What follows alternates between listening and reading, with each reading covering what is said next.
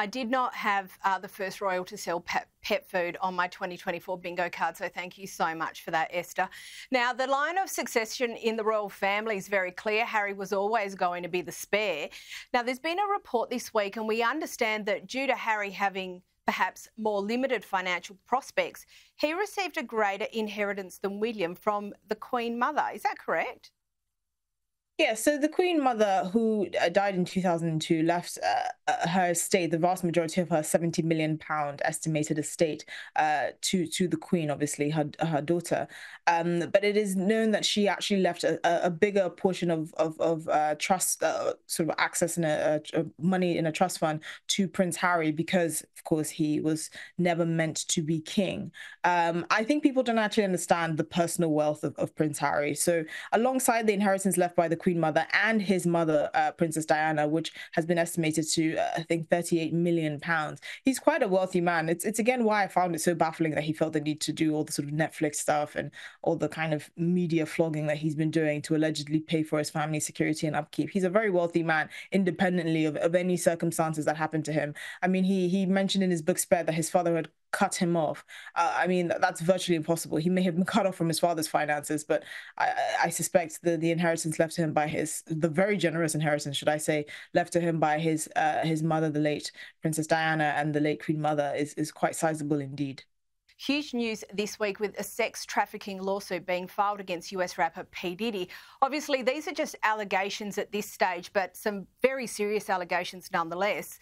Now, if that news wasn't shocking enough, the lawsuit mentions Prince Harry. We understand he's not accused of any wrongdoing, but how on earth has Harry been engulfed in this mess?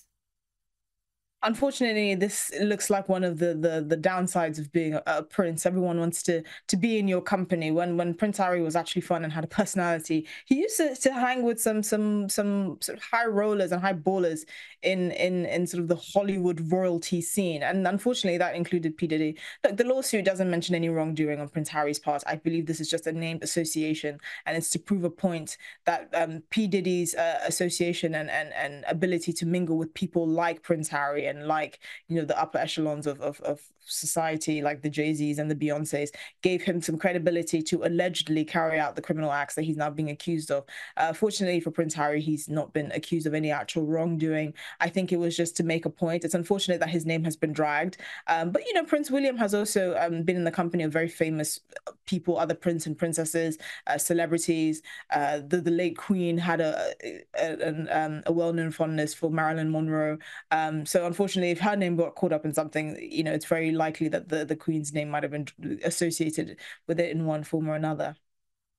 Now, you mentioned it earlier, and we recently covered Harry's failed bid against the UK Home Office over the provision of personal security for the Sussexes.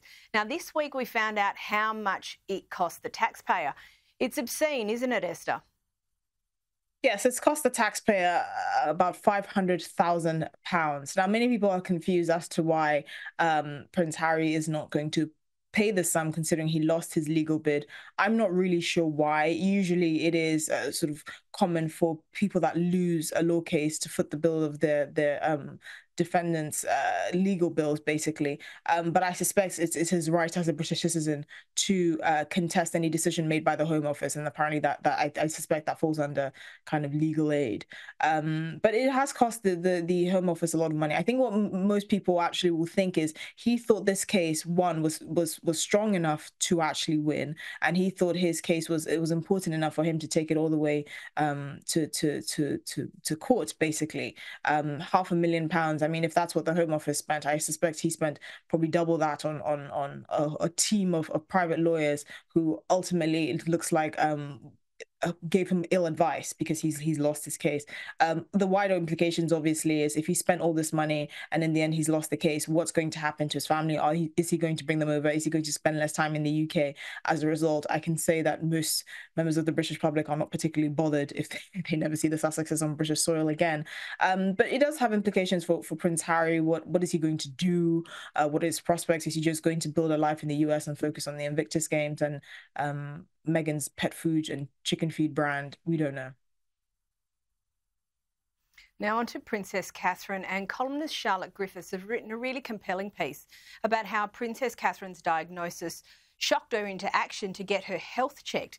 And while this has all been terrible for the princess, it appears to have done wonders for cancer awareness.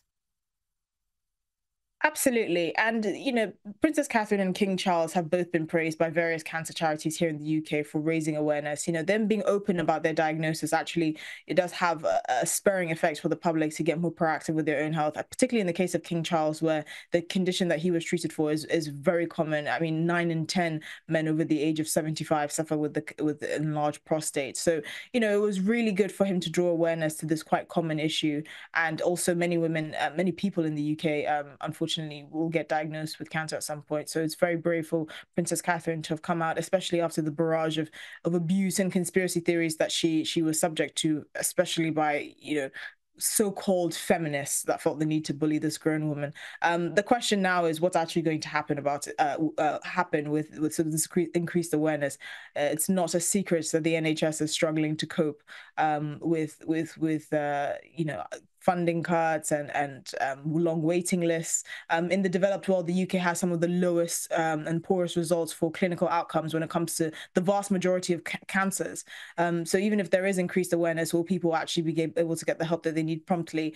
I don't suspect that will be the case.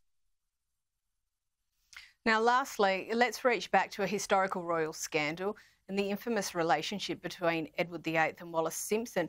And the UK Telegraph has unearthed some papers and has exclusively reported on a Whitehall plan that could have changed the course of royal history. Can you tell us what it was? Thankfully, this plan didn't work, but you had members of Parliament trying to actually bribe Wallis Simpson to actually leave Prince Edward and then King Edward, because it was a constitutional scandal that of heights people had never seen before. But I think she felt strong-armed by the king at the time, King Edward, to actually marry him. He obviously gave up his crown, and she is notably known to have been very upset about this. She said, "Don't give up your crown," but it was obviously too late. He did abdicate for her. The story between Wallis Wallis Simpson and Prince Edward is very interesting. I mean, it harks in many ways. There's so many similarities, unfortunately, to Prince Harry and Meghan. An American divorcee that's somehow wormed her way into the royal family. Thankfully, Prince Harry is the spare and not the heir, because that would have been a headache I don't think anyone can handle. But she was known after she'd fled to France with Prince Edward to have written to her second husband, her second ex-husband, about how she missed him. There were letters that were uncovered allegedly about how she'd like to go back to her old life. This kind of adventurous fling with King Edward got too serious for her, and she actually bit off more than she could chew. Wallis Simpson was never a very straightforward or an uninteresting character, should I say. That's one way to put it. Esther Krakue, thank you so much for joining us this evening. Thank you.